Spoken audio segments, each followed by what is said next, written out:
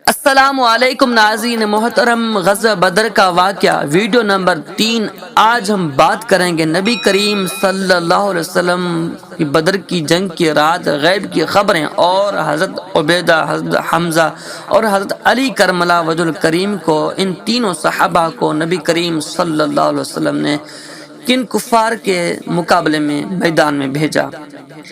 اس موضوع کو بیان کرنے سے پہلے عرض کروں گا کہ اس چینل کو سبسکرائب اور ویڈیو کو لائک کر دیں۔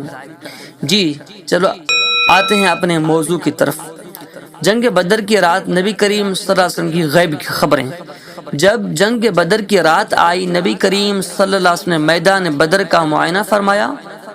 آپ کے دست مبارک میں ایک چھوٹی لکڑی تھی، یعنی چھڑی تھی۔ آپ چلتے جا رہے تھے، رک رک کر زمین پر لکیر کھینچنے جاتے تھے اور فرماتے جاتے، ھذا مصرع فلان انشاءاللہ، یہ فلاں کافر کی موت کی جگہ ہے اگر اللہ نے چاہا۔ آپ نے ایک ایک دشمن کا نام لے کر اس کی موت کی جگہ زمین پر چھڑی سے نشان لگایا۔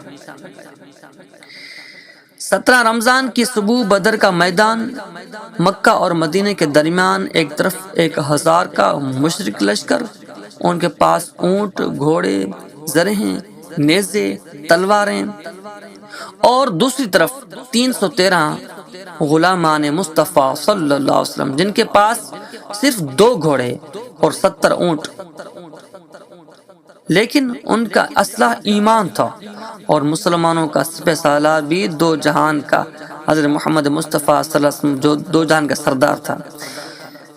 جی اب دشمن کی طرف سے 3 نام نکلے، عتبہ بن ربیعہ، شیبہ بن ربیعہ، ولید بن عتبہ۔ یہ تینوں قریش کے سردار میدان میں آ کر للکارنے لگے، کون ہے جو ہمارے مقابلے میں آئے؟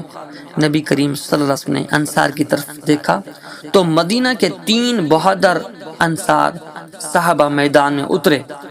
عوف بن حارث، معوذ بن حارث، یہ دونوں بھائی تھے، حضرت افرا کے بیٹے تھے، اور نمبر 3 عبداللہ بن رواح۔ یہ تینوں نوجوان جری اہل بدر تھے۔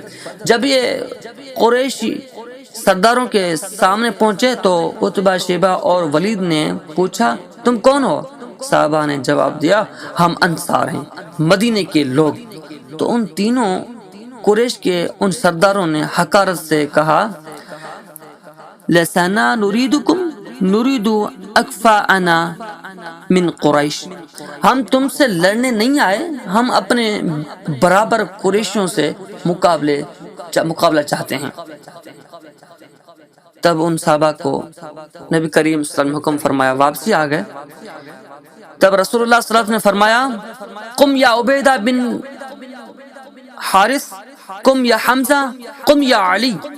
عبیدہ بن حارث اٹھو، حمزہ اٹھو، علی اٹھو۔ یہ تینوں قریش کے اصل قریبی رشتہ دار تھے۔ حضرت عبیدہ بن حارث نبی کریم صلی اللہ علیہ وسلم کے چچا زاد بھائی تھے۔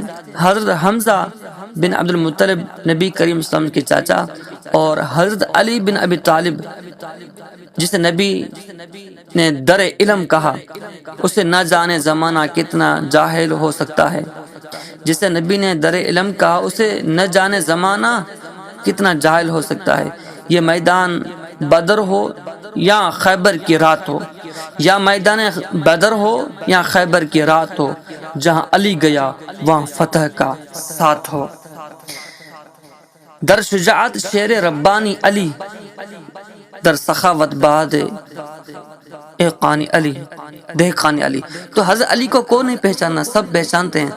تو اس موضوع کو آج یہیں ختم کرتے ہیں، انشاءاللہ اسی موضوع کے کل انشاءاللہ ویڈیو بنائیں گے، انشاءاللہ پیش کی جائے گی، اپلوڈ کی